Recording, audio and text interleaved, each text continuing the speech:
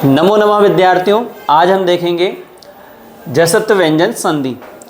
पहले हमने देखी है सुचत्व व्यंजन संधि, इष्टत्व व्यंजन संधि। आज हम देख रहे हैं जसत्व व्यंजन संधि और उसकी परिभाषा पाणिनि ने दी है झलाम जशो अंते। अब ये पाणिनि की परिभाषा बहुत सरल, अगर इसको याद रखते हैं तो आपको इसको ज़्यादा याद करने की आवश्यकता नहीं है। झल वर्ण और जस वर्ण, झल प्रत्याहार और जस प्रत्याहार कहलाते हैं। अब झल प्रत्याहार कौन से हैं और जस प्रत्याहार क्या है उनको समझते हैं। झल प्रत्याहार अगर आपको पाणिनि के सूत्र याद हैं तो झवय सूत्र से लेकर के हल तक के अक्षर कहलाते हैं झल वर्ण। झ भय, झ भय, घड धश, जव गड दस, खप छटत चट तब, कपय सशर हल। ये वर्ण होते हैं कितने? 24। इनको कहा जाता है झल वर्ण। और अगर हम आसान भाषा में कहें तो वर्ग का पहला अक्षर, दूसरा अक्षर, तीसरा अक्षर और चौथा अक्षर। यम गणनम पांचवा अक्षर उसको नहीं लेना है, तो वर्ग का पहला, दूसरा, तीसरा, चौथा अक्षर इसमें आएगा और ऊष्म वर्ण आ जाएंगे, तीनों शा और हा। ये कहलाते हैं झल वर्ण। इन झल वर्णों के आने पर क्या आदेश होता है? क्रमशः जस अक्षर आदेश। जस वर्ण कौन से? जब गड दस वर्ग का तीसरा अक्षर एक कहलाता है। 24 अक्षर में से कोई भी अक्षर आए, हमें आदेश कौन सा करना है? तीसरा अक्षर। कहाँ करना है? जैसे वर्ग का पहला अक्षर आया, ठीक है, जैसे का वर्ग का कोई अक्षर आया, का आया, खा आया, गा आया, घा आया, 4 अक्षर हो गए पहले वर्ग के।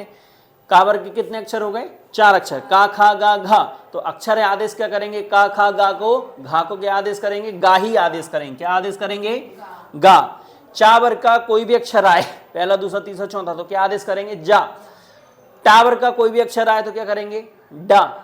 टावर का कोई भी अक्षर आदेश आए तो तीसरा अक्षर दा ही आदेश करेंगे, और पावर का कोई भी अक्षर आदेश आएगा तो बा अक्षर आदेश करेंगे। मतलब कुल मिला के हमें अक्षर आदेश करना है तीसरा, चाहे पहला आए, चाहे दूसरा आए, चाहे तीसरा आए, चाहे चौथा आए। और तीनों शाह हा आ रहे हैं तो उन चारों के स्थान पर आदेश होगा डा। कॉमन क्या आदेश होगा? डा। इसके उदाहरण बहुत कम आएंगे। सबसे पहले उदाहरण देखते हैं। यहाँ देखिए बीच में आपको संधि में दिख रहा है गा। और एक और चीज इसमें ध्यान रखना है, इसमें स्वर भी आपको देखेगा उत्तर पद में, उसमें हमें कोई भी बदलाव नहीं करना है। जो भी बदलाव होगा उस व्यंजन वर्ण में होगा। व्यंजन संधि में एक चीज बिल्कुल ध्यान रखिए, जो भी बदलाव होता है वो व्यंजन संधि में होता है। तो व्यंजन संधि में इसमें हमने देखा कि गा आ रहा है। अब बाघ प्लस ईशा, तो बाघ प्लस ईशा बन जाएगा। बाघ शब्द होता है वाणी को, वाणी किसकी? ईश्वर की, तो इसका अर्थ निकला बागीशा। तो वर्ग के पहला अक्षर दिखा, उसी वर्ग का हमने आदेश कर दिया तीसरा अक्षर।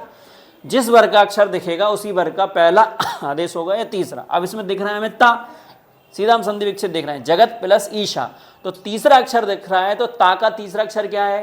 ता, था, दा। तो तीसरा अक्षर हम इसमें लागू कर देंगे तो क्या बन जाएगा? जगदीशा। आया समझ में? हमें स्वर को सिर्फ छोटी है तो छोटी लगाना, बड़ी है तो बड़ी। अब पा आ गया, सु प्लस अंता, वो पा का तीसरा अक्षर क्या है? बा, तो क्या बन जाएगा? सुबंता। चौथा उदाहरण दिक प्लस अंबर, तो का आया, तो का तीसरा अक्षर क्या है? गा, तो क्या बन जाएगा? दिगंबर, दिगंबरः। पीछे आ है तो आ जोड़ देंगे, दिगंबरः। वर्ण विच्छेद जोड़ना आपको आना चाहिए। अच प्लस अंता, तो चा वर्ग का तीसरा अक्षर क्या होता है? चा, छा, जा, तो क्या बन जाएगा? अजंता। और अच क्या होते हैं? स्वर भी होते हैं। अजंता उनको अच है जिसके अंत में, इसलिए बोलते हैं अजंत। ठीक है। अगला उदाहरण चित प्लस रूपम, तो ता वर्ग का तीसरा अक्षर क्या होता है? दा। हमने पांचों वर्गों के अक्षर देख लिए हैं, तो दा करा, अब दा में क्या है? रा है, तो रा कैसा लगेगा? रकार ऐसी लगेगी। ऊ कैसा है? छोटा ऊ या बड़ा ऊ? छोटा ऊ होता है तो ऐसा, और बड़ा ऊ होता है तो ऐसा। ये मात्रा बहुत परीक्षा में ध्यान से लगाना है। अगर बड़ा ऊ है तो क्या लग जाएगी? बड़ा ऊ, और पीछे जो अक्षर है वैसे के वैसे लिखना है। हमें अंतिम अक्षर में ही बदलाव होना है। पूर्व पद का अंतिम अक्षर जो है और उत्तर पद का पहला अक्षर है, बस उनमें बदलाव होता है।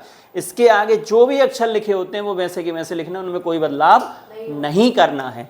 सत प्लस धर्म, तो इसमें क्या बन जाएगा? दा बन जाएगा। अब दा कैसा है? आधा, और धा है तो जे संयुक्त अक्षर होकर के क्या बन जाता है? ऐसा भी अपन लिख सकते हैं। तो धा इसमें पूरा सद्धर्म ऐसे अपन लिख देंगे।